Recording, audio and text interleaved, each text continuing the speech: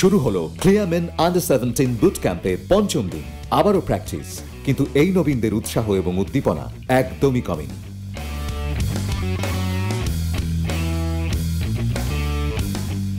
আমরা 4টা দল 4টা ভাগে ভাগ করে আমরা তাদেরকে ওয়ার্ম আপ করিয়েছি। With ball running, passing, movement, gap, এগুলো আমরা করিয়েছি।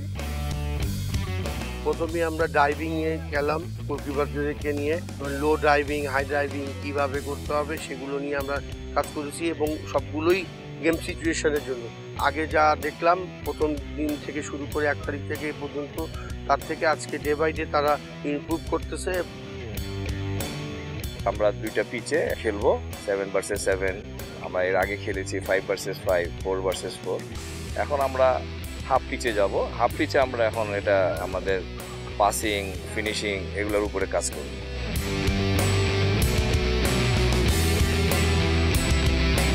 দিন যত যাচ্ছে পরিশ্রম আরো কঠিন থেকে কঠিনতর হচ্ছে, আর এই কঠিন চ্যালেঞ্জের জন্য প্রস্তুত হতে বিকেলবেলা চলল জিম সেশন।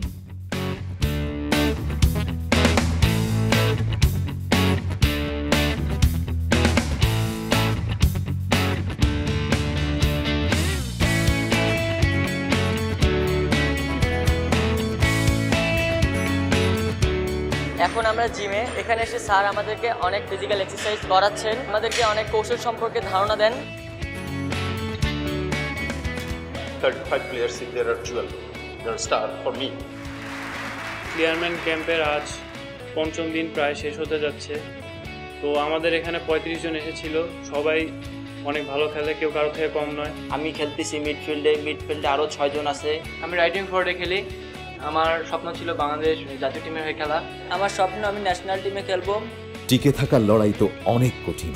ওদের মধ্যে কারা পারবে নিজেদের প্রতিভা দিয়ে টিম অব দ্য উইকে জায়গা করে নিতে?